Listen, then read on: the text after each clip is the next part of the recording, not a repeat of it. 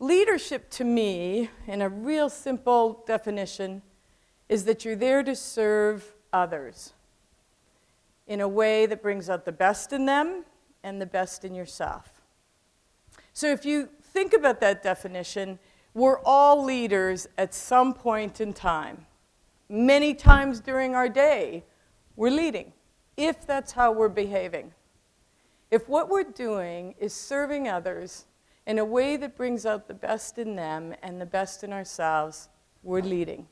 So culture, to me, my definition and my understanding of it, is simply when two or more interact, a culture is formed. We all come from our first culture is our what? Our family culture, right? Some family cultures are very well defined, and some are not. Some are healthy and loving, and some are dysfunctional and painful. But that's a culture. Whenever two or more are in relationship and exchanging and how they behave, that's a culture. So when we talk about corporate culture, we're specifically talking about behaviors. How do people interact, experience one another, and behave when they engage with one another? Now, in the olden days, that was considered soft stuff. What's that got to do with the bottom line? What's that got to do with financial results, profits, et cetera, et cetera? To me, it has everything to do with it.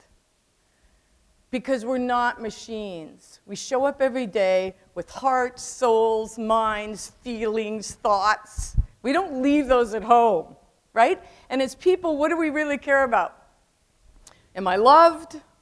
Do I belong? Can I contribute? I fundamentally believe that's what we're all about. Regardless of whether you're in manufacturing, the cable industry, any other service industry, we're human beings, and at our basic core, that's what we care about.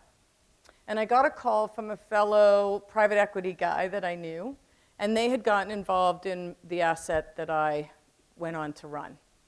It was called Wide Open West. It has, at the time, we had 4 main properties. We added a 5th pretty quickly in the Midwest. We had a call center in the Colorado Springs, Colorado, and we had the head office in Denver. And so when they hired me, it was a turnaround situation. Wide Open West was a new venture. It wasn't going well. The private equity guys had put up some of their own money and had bank covenants that were very strict that were not being met. So I came into August. They had produced about $9 million in cash flow at that point.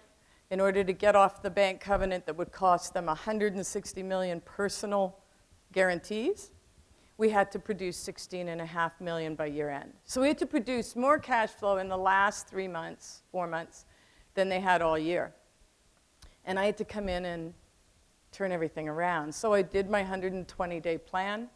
First 30 days was going to be focused on development of the culture. First of all, the people.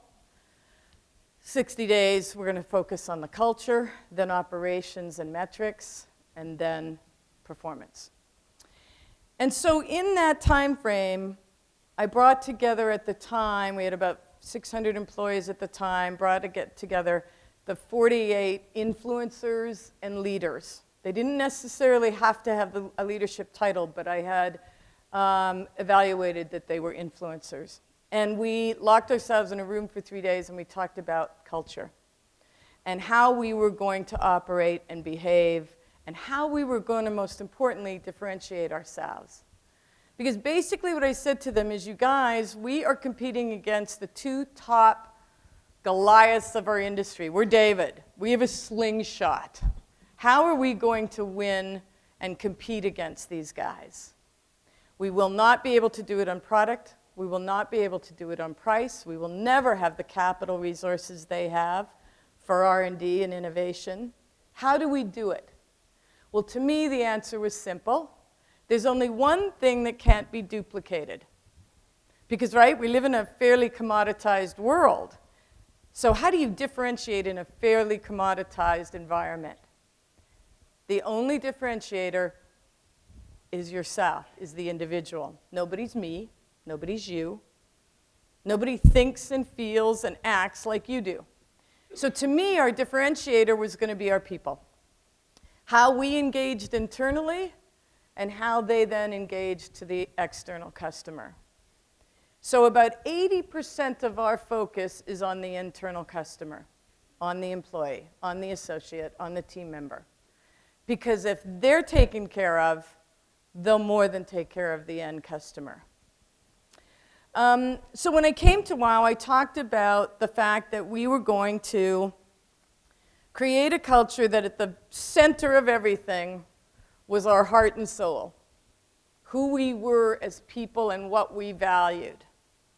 We were going to use our name to brand ourselves and to give us something to live by and to focus on and make all our decisions on. So our philosophical statement is to deliver an employee and customer experience that lives up to our name.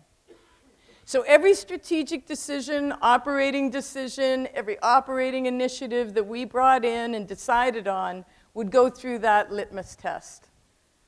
If we do this, will employees say, wow, that's great? Will customers say, wow, that's great? And if the answer was no, we had to rethink it. So that philosophical statement really grounded us in what we were going to do and how we were going to think. And then we talked about our values. And we came up with 6 core values. Or is there 5? 1, 2, 3, 4, 5. Sorry, 5. Respect, accountability, integrity, a word we made up, servanthood, instead of servitude, servanthood, and courage. And courage was the last one because what we were saying is to have the courage to live by those other 4. And it took courage. It takes courage. How did we take all of this and brand it beyond our philosophical statement? I gave that charge to marketing. I said, I want a way to talk about WOW concisely and what we've created in this really unique culture in a really concise way. Go to our employees and find out what they say. And you know what they came back with? 3 lines. We lead with courage, we serve with heart, and we celebrate with grace. Isn't that awesome? That's how our people summarized our culture. And so the approach we had was to learn faster, execute better. In order to compete against who we were dealing with, we had to learn from our mistakes faster and execute better. And I got to tell you, I admit the bar was pretty low. I mean, I talk all the time to different groups in business in the States, and I'll say, how many of you love your cable company? Not one hand goes up. Okay, and there's tons of jokes about being home all day long waiting for the cable guy. Tons of jokes around how the cable guy screwed it up and had to come back. You're on the phone forever. So yeah, the level of service was really bad. But we excelled in every area. We immediately put process in place that you could get through on our phone within 30 seconds. If you wanted an installation, we would do it in 1 hour time frame. Can you be home from 7 to 8? We'll be there. Not 4 hours, not 2 hours, 1 hour. And they've just worked it out where they can do just in time. So if you say, hey, I'm home now, can you come now? We can do it. So it's required that everybody who is management level that doesn't have frontline exposure or responsibility has to go out in a truck and be with an installer for a full day or a service technician for a full day or be on the phones monitoring, sitting at one of our call centers. If you can't travel to one of our call centers, then you would have to do it remotely. We took all our cultural values, philosophy, and everything, and I wanted a way to sort of coin it, to recognize it on an ongoing basis. And we call these WOW moments. Whenever an employee does something for each other, or for the end customer, or for a loved one, and it was found out about, we celebrated that WOW moment. An installer went to disconnect a woman's house. You don't have to go into the home to do that. You do it at the pole. He said, Colleen, I just had a feeling something was wrong. After I disconnected, I knocked on the door, no answer. I looked in 3 windows, no answer. I looked in the kitchen window, and there was a woman lying on the floor. He called 911. She'd had a heart attack. He went to the hospital, called for backup for the rest of his schedule, stayed at the hospital till her family came. That's a wow moment.